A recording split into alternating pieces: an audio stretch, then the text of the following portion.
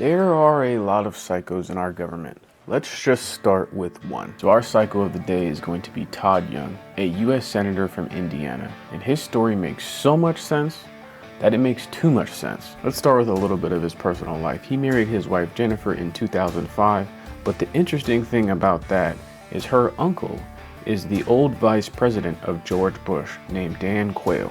Now Todd sits in the same exact Senate seat that Dan used to sit in prior to being vice president. Now that's a little sus. Are we just somehow supposed to believe that was random or a coincidence? Because I don't. Something I find extremely random and kind of interesting, in 2018, Todd Young's net worth was negative $1.4 million.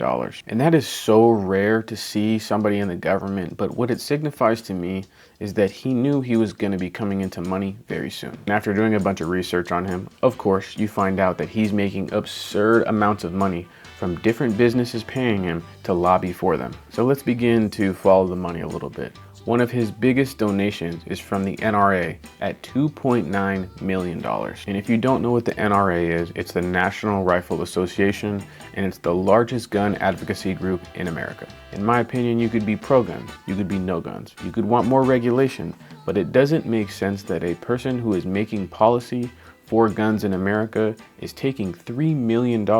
That might affect his opinion. Now, when I'm reading about this, I'm trying to connect the dots. I'm trying to follow the money. And one of the things that stood out to me is he has a large part in regulating how AI works in the future. And that's fine, but then why are you being paid by Google? And he does all kinds of interviews and articles talking about the future of AI. Can you talk about the future of AI without Google? No. So once again, the man who is directing the future of AI is being paid by the future of AI. I, for one, cannot trust somebody who is being paid by one of the largest AI creators in the world and expect them to make the right choices for me. And of course, AIPAC always has their hands in every single politician's pocket. And if you're confused what AIPAC is, it's just Israel's lobbying in America's government. So if you go down and read the list of different bills that he supported related to Israel, it's all of them. It's just all of them. One that I found interesting that Young supports is the Anti-Boycott Act.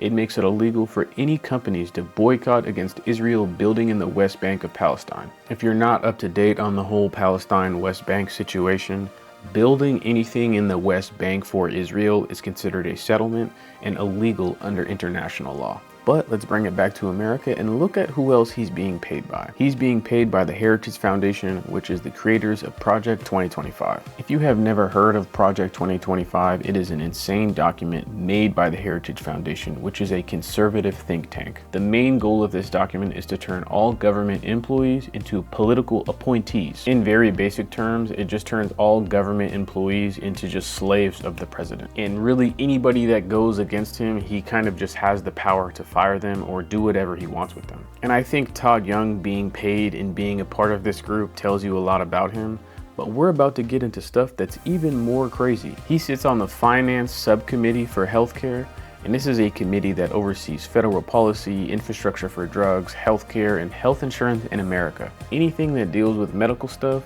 or laws related to anything medical, this has to go through him. I feel like I've made it somewhat clear in this video that if he's brought up in this, it's very obvious that he's getting cashed out by this, and it's the same here. To start with, he's paid by Blue Cross, the largest insurer in California. Blue Cross is currently being sued in the Supreme Court for $2.7 billion.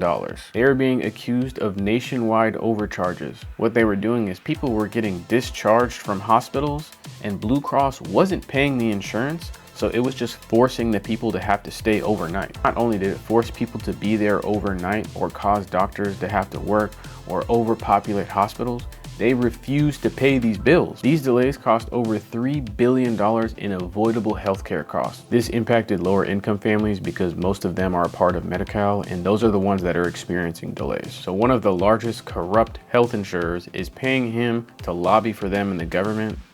Come on. And we continue. He is paid by DaVita, another healthcare company. Surprise. DaVita has agreed to pay $34 million in settlement money this year. They were caught breaking the anti-kickback statute, which is them just paying off people.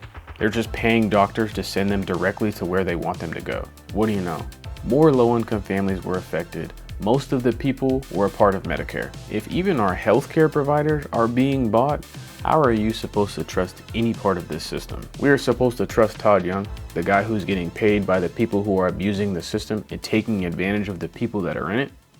No. He is also paid by Eli Lilly, a pharmaceutical company. They are the creator of Ozempic, which has just been absolutely popping off in the media in Hollywood. It's supposed to be for diabetes, but it also has the effects of weight loss, so a lot of people have been just kind of taking it, which is kind of a bad situation in itself because they're taking away from the people that really need it, but they're trying to block anyone from making a similar drug at a lower cost. Surprise, surprise, they want to make as much profits as possible and they don't care about anyone getting access to this drug. They're trying to turn it into a monopoly, so they are the only ones that can price this drug, determining how expensive it is. And guess who's going to lobby for that? Mr. Todd Young, because they are paying him. That's what they're paying him for. There are so many things that Todd Young has his hands in, or people are in his pockets. It would take forever. I mean, I could just continuously make a video. I think this is enough to get the picture of who is in our government and who he is, and even just to understand who is making the policies within our healthcare. A man who decides our healthcare legislation and policies in America is paid by the healthcare providers.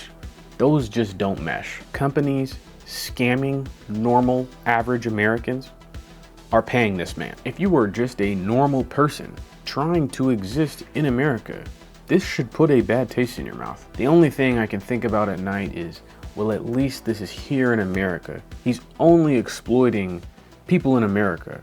He can't possibly be exploiting other people in the world, right? Based on current circumstances, then we should look to Africa, which is where the preponderance of these minerals are.